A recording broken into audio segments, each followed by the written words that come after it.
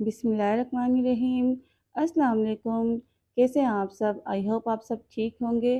तो आज हम बनाएंगे ग्रीन मटन कढ़ाई। ये बहुत ही मज़ेदार कढ़ाई बनकर तैयार होती है। आप इस रेसिपी को एक बार ज़रूर ट्राई कीजिएगा। बहुत ही अमेजिंग और बहुत ही परफेक्ट रेसिपी है। ग्रीन कढ़ाई का टेस्ट बाकी तमाम कढ़ाइयों से बहुत ही मज़ेदार और बहुत ही डिफरेंट होता है। बिल्कुल रेस्टोरेंट स्टाइल में आज हम ग्रीन मटन कढ़ाई बनाएंगे। तो कैसे बनेगी ये मज़ेदार रेसिपी को एंड तक देखिएगा। रेसिपी पसंद आए तो चैनल को सब्सक्राइब लाजमी कर लीजिएगा। तो चलिए आइए रेसिपी स्टार्ट करते हैं। बिस्मिल्लाहिर्रहमानिर्रहीम। सबसे पहले हम कढ़ाई बनाने के लिए एक स्पेशल मसाला तैयार करेंगे। 5 से 6 अदद लहसुन की कलियां ली है। थोड़ा सा कटा हुआ अदरक लिया है, ये इसमें डाल देंगे।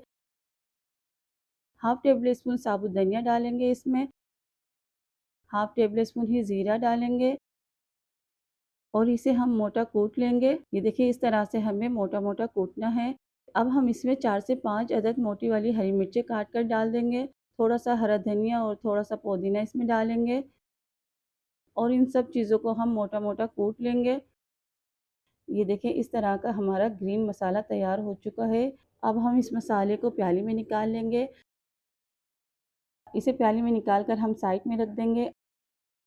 अब हम चूल्हे पर पतीला रखेंगे और इसे गर्म होने देंगे। जब पतीला गर्म हो जाएगा तो इसमें हाफ कप के बराबर ऑयल डालेंगे और ऑयल को गर्म करेंगे। थोड़े से साबुत मसाले इसमें जाएंगे, जिसमें शामिल है 7 अदद लौंग ली है, थोड़ी सी काली मिर्चें ली है, एक टुकड़ा दालचीनी का लिया है, 3 अदद हरी इलायची ली है, 2 पीस जावित्री के लिए हैं। ये सारे मसाले ऑयल में डालकर अच्छी तरह से कड़कड़ाएंगे। 2 बड़ी प्याज ली है, इसे मैंने बारीक स्लाइस कट कर लिए हैं, ये इसमें डाल देंगे और प्याज को हम सॉफ्ट कर लेंगे। प्याज को हमें ब्राउन नहीं करेंगे, प्याज का कलर हम पिंक रखेंगे। जब प्याज हमारी पिंक हो जाएगी तो इसमें हम गोश्त डालेंगे। अब हम इसमें डालेंगे मटन। 1 केजी मटन लिया है मैंने, ये इसमें डाल देंगे। ये मिक्स गोश्त है। गोश्त डालने के बाद हम गोश्त को ऑयल में अच्छी तरह से भूनेंगे ताकि गोश्त की महक ख़त्म हो जाए और गोश्त का कलर भी चेंज हो जाए। तकरीबन गोश्त को हम 5 से 7 मिनट के लिए अच्छी तरह से ऑयल में भूनेंगे। अब हम इसमें डालेंगे हाफ टेबल स्पून नमक। नमक आप अपने जायके के हिसाब से डाल सकते हैं। नमक पहले शामिल करने से गोश्त फीका नहीं रहता है, गोश्त के अंदर जायका आ जाता है। चले जी, अब हमने जो स्पेशल ग्रीन मसाला तैयार किया है वो इसमें सारा डाल देंगे। ग्रीन मसाला डालने के बाद इसे अच्छी तरह से हम गोश्त के अंदर मिक्स करेंगे। कढ़ाई के अंदर सबसे इम्पोर्टेंट काम गोश्त की भुनाई होती है। जितना अच्छी तरह से हम गोश्त को भुनेंगे ना, उतना ही कढ़ाई में टेस्ट आएगा और कढ़ाई बहुत ही मज़ेदार बनकर तैयार होगी। अब हम इसमें डालेंगे हाफ टेबल स्पून ज़ीरा पाउडर, हाफ टी स्पून के बराबर हल्दी डालेंगे। हल्दी इसमें कम ही डालेंगे। हल्दी डालने के बाद इसे अच्छी तरह से एक बार मिक्स करेंगे। इस स्टेज पर आपको रेसिपी पसंद आ रही है तो रेसिपी को लाइक कर दीजिए। चैनल पे न्यू है तो इसे सब्सक्राइब लाजमी कर लीजिए और साथ में लगे बेल आइकन के बटन को भी जरूर प्रेस कर लिया करें। इससे मेरी नई आने वाली वीडियो आप तक सबसे पहले पहुंचेगी। चलिए जी, गोश्त को हमने अच्छी तरह से भून लिया है, ऑयल भी सेपरेट हो चुका है। अब हम इसमें गोश्त गलने के लिए तकरीबन 2 गिलास के बराबर पानी डालेंगे।